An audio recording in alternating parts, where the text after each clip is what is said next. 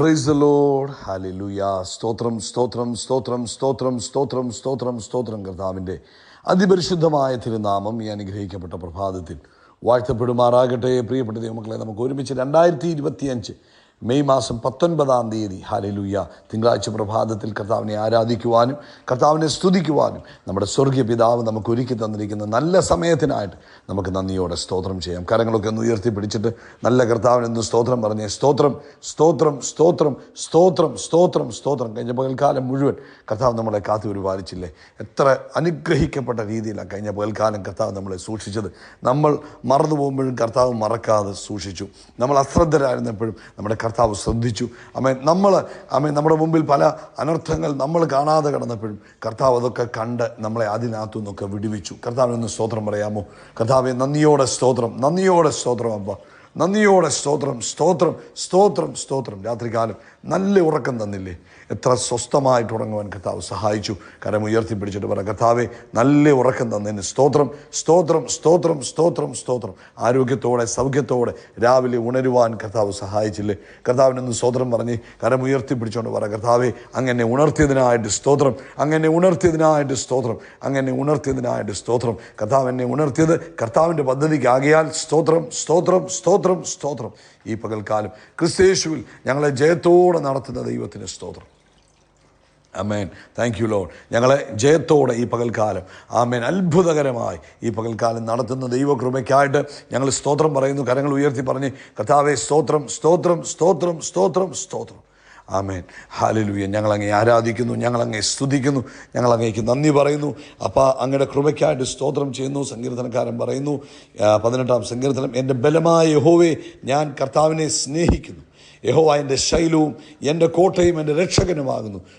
എൻ്റെ ദൈവവും ഞാൻ ശരണമാക്കുന്ന എൻ്റെ പാറയും എൻ്റെ പരിചയും എൻ്റെ രക്ഷയായ കൊമ്പും എൻ്റെ ഗോപുരവുമാകുന്നു. സുത്യനായ യഹോവയെ ഞാൻ വിളിച്ചപേക്ഷിക്കുകയും എൻ്റെ ശത്രുക്കളുടെ കയ്യിൽ നിന്ന് രക്ഷ പ്രാപിക്കുകയും ചെയ്യും. ആമേൻ. നമുക്ക് ഒരുമിച്ച് കരങ്ങൾ ഉയർത്തി ഒന്ന് പ്രാർത്ഥിക്കാം. എല്ലാവരും പ്രാർത്ഥനയ്ക്കായിട്ട് നിങ്ങളെ തന്നെ ഏകാഗ്രപ്പെടുത്തി കൊടുക്കണം. ആരും അശ്രദ്ധരായിട്ട് നിൽക്കരുത്. ഇത് പ്രാർത്ഥനയുടെ സമയമാണ്, ദൈവിക ഇടപെടലിൻ്റെ സമയമാണ്. ആമേൻ. നിങ്ങൾക്ക് പ്രത്യേകിച്ചൊരു പ്രാർത്ഥനാ വിഷയമില്ലെങ്കിലും ഇന്നത്തെ പ്രഭാതത്തിൽ ഈ മോർണിംഗ് മെസ്സേജ് കേൾക്കുന്ന എല്ലാവർക്കും വേണ്ടി നിങ്ങൾ പ്രാർത്ഥിക്കണം. മറ്റുള്ളവർക്ക് വേണ്ടി പ്രാർത്ഥിക്കുന്ന ഒരു ശുശ്രൂഷയാണ്. മറ്റുള്ളവർക്ക് വേണ്ടി പ്രാർത്ഥിക്കുന്നത് ദൈവം നമ്മളെ അനുഗ്രഹിക്കുന്നതിന് കാരണമാകും. അവൻ ഇയ്യോബിൻ്റെ പുസ്തകത്തിൽ പറയുന്നു, ഇയ്യോബ് സഹോദരന്മാർക്ക് വേണ്ടി കൂട്ടുകാർക്ക് വേണ്ടി പ്രാർത്ഥിച്ചപ്പോൾ ദൈവം ഇയ്യോബിൻ്റെ സ്ഥിതിയെ മാറ്റി. അങ്ങനെയെങ്കിൽ നിങ്ങൾക്കൊരു പ്രത്യേക പ്രാർത്ഥനാ വിഷയം ഇല്ലെങ്കിൽ പോലും നിങ്ങളുടെ കൈകളെ ഉയർത്തി ഒരുമിച്ച് ആമേൻ നമുക്ക് പ്രാർത്ഥിക്കാം. പിതാവേ, ഞങ്ങൾ യേശുവിൻ്റെ നാമത്തിൽ ഈ പ്രഭാതത്തിനായിട്ട് സ്തോത്രം ചെയ്യുന്നു. നസറേനായ യേശു ക്രിസ്തുവിൻ്റെ നാമത്തിൽ ഈ ദിവസത്തെ ഞങ്ങൾ അനുഗ്രഹിക്കുന്നു. യേശു ക്രിസ്തുവിൻ്റെ നാമത്തിൽ ഞങ്ങൾ ഈ ദിവസം ദൈവിക സന്തോഷവും സമാധാനവും സ്വസ്ഥതയും റിലീസ് ചെയ്യുന്നു. ആമേൻ. ഞങ്ങളുടെ കരങ്ങളെ ഉയർത്തി ഞങ്ങൾ ഒരുമിച്ച് കൈകൾ ഉയർത്തി പറയുന്നു, ഈ ദിവസത്തിൻ്റെ കർത്താവ് ഞങ്ങളുടെ യേശു ആകിയാൽ സ്തോത്രം. ആമേൻ. ഈ ശബ്ദം കേൾക്കുന്ന എല്ലാവർക്കും വേണ്ടി പ്രാർത്ഥിക്കുന്നു. ഓരോരുത്തരെയും യേശു ക്രിസ്തുവിൻ്റെ നാമത്തിൽ അനുഗ്രഹിച്ചു പ്രാർത്ഥിക്കുന്നു. തൻ്റെ കുഞ്ഞുങ്ങളുടെ ആവശ്യങ്ങൾ എന്ത് തന്നെയാണെങ്കിലും അതിന്മേൽ ദൈവിക അത്ഭുതങ്ങൾ നടക്കട്ടെ. ആമേൻ. Thank you Jesus. അവർ ആമേൻ രോഗത്താൽ ഭാരപ്പെടുന്ന ആരെങ്കിലും ഇന്ന് പ്രഭാതത്തിൽ ഈ ശബ്ദം കേൾക്കുന്നെങ്കിൽ ഇപ്പോൾ യേശു ക്രിസ്തുവിൻ്റെ നാമത്തിൽ സൗഖ്യമാകട്ടെ. എല്ലാ രോഗത്തിൻ്റെ ബന്ധനങ്ങളും യേശുവിൻ്റെ നാമത്തിൽ അഴിഞ്ഞു മാറട്ടെ.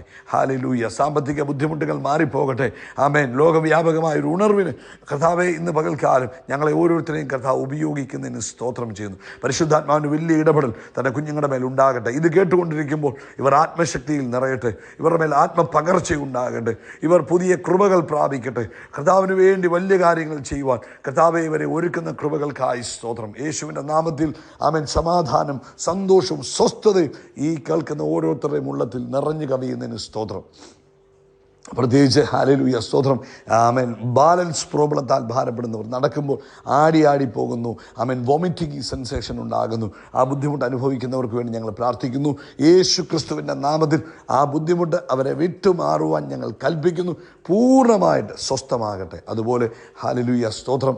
ആമേൻ. കാലിൻ്റെ ആമേൻ ആങ്കിൾ ജോയിൻറ്റിനെല്ലാം നീര് വന്നിട്ട് ആമേൻ നടക്കുവാൻ കഴിയാതെ ഭാരപ്പെട്ടിരിക്കുന്നവർ ഹല്ലേലൂയ യേശുവിൻ്റെ നാമത്തിൽ സൗഖ്യമാകട്ടെ. ബ്ലഡ് ഷുഗർ ലെവൽ യേശുവിൻ്റെ നാമത്തിൽ നോർമലാകട്ടെ.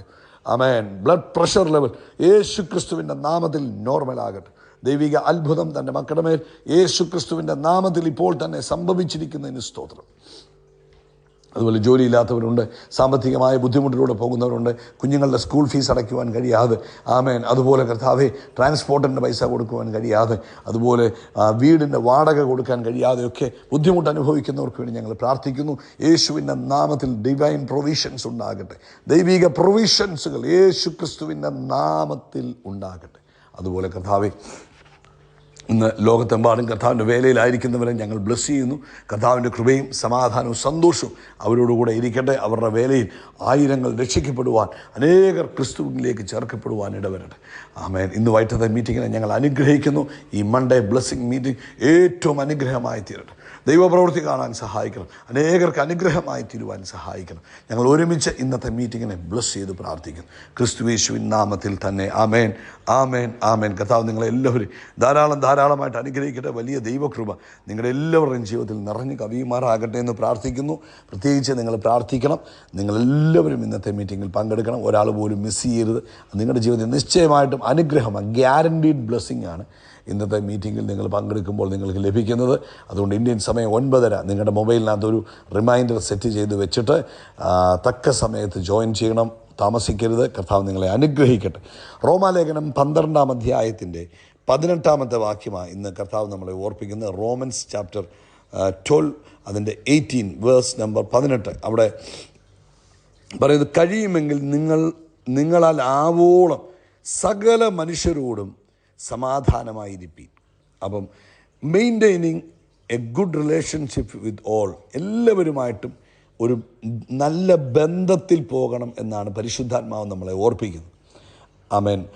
ഈ എബ്രായ ലേഖനത്തിലും ഇതേ ഒരു വാക്യം 12-ാം അധ്യായത്തിൻ്റെ 14-ാമത്തെ വാക്യം, ഇത് റോമർ 12:18 അടുത്ത എബ്രായർ 12:14 പറയുന്നു, എല്ലാവരോടും സമാധാനം ആചരിച്ച് ശുദ്ധീകരണം പ്രാപിപ്പാൻ ഉത്സാഹിപ്പീൻ. അപ്പോൾ പരിശുദ്ധാത്മാവ് നമ്മളെ ഇവിടെ പഠിപ്പിക്കുക, നമ്മളെല്ലാവരുമായിട്ടും സമാധാനത്തിൽ പോകണമെന്നാണ് കർത്താവ് നമ്മളെ ഓർമ്മിപ്പിക്കുന്നത്. അപ്പം ഈ ബന്ധങ്ങൾ എന്ന് പറയുന്നത് വളരെ പ്രാധാന്യമാണ്. Relationship is very important. അത് ആരുമായിട്ടുള്ള ബന്ധങ്ങളാണെങ്കിലും അത് വളരെ ഇമ്പോർട്ടൻ്റ് ആണ്. നമ്മൾ മനഃപൂർവ്വമായി ആ ബന്ധങ്ങളെ നിലനിർത്തുവാനും മെയിൻറ്റെയിൻ ചെയ്യാനും അല്ലെങ്കിൽ ആ ബന്ധങ്ങളെ ശക്തിപ്പെടുത്തുവാനും ഒക്കെ നമ്മൾ മനഃപൂർവ്വമായി ശ്രമിക്കണം.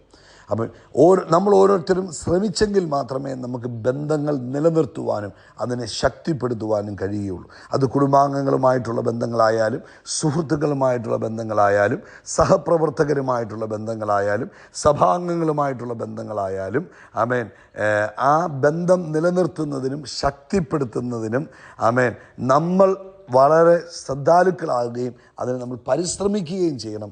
ദൈവത്തിൻ്റെ ഹൃദയത്തെയാണ് ബന്ധങ്ങളിലൂടെ നമ്മൾ പ്രതിഫലിപ്പിക്കുന്നത്. ആമേൻ, ആമേൻ. ദൈവത്തെ നമ്മൾ സ്നേഹിക്കുന്നു, അത് നല്ല കാര്യം. അതുപോലെ തന്നെ നമ്മൾ മറ്റുള്ളവരെ സ്നേഹിക്കണമെന്നും കർത്താവ് പറഞ്ഞ കൽപ്പനയ്ക്കകത്തുണ്ട്. അപ്പോൾ നമ്മൾ എന്ത് ചെയ്യണം? മറ്റുള്ളവരെ സ്നേഹിക്കുവാനും ആ ബന്ധങ്ങളെ നിലനിർത്താനും വളരെ ശ്രദ്ധാലുക്കളായിരിക്കണം. അതിന് ഒത്തിരി കാര്യങ്ങളുണ്ട്. എന്നാൽ ഏറ്റവും പ്രധാനപ്പെട്ട കാര്യം, ബന്ധങ്ങൾ നിലനിർത്തുവാൻ ഏറ്റവും പ്രധാനപ്പെട്ട കാര്യമെന്ന് പറഞ്ഞാൽ ക്ഷമിക്കുക എന്നുള്ളത്. മറ്റുള്ളവരോട് ക്ഷമിച്ചെങ്കിൽ മാത്രമേ നമുക്ക് ബന്ധങ്ങൾ നിലനിർത്താൻ പറ്റുള്ളൂ. നമ്മൾ കയ്പ് വെച്ചുകൊണ്ടിരിക്കുന്നിടത്തോളം കാലം നമുക്ക് ബന്ധങ്ങളിൽ ആ ബന്ധം എസ്റ്റാബ്ലിഷ് ചെയ്യാൻ പറ്റത്തില്ല.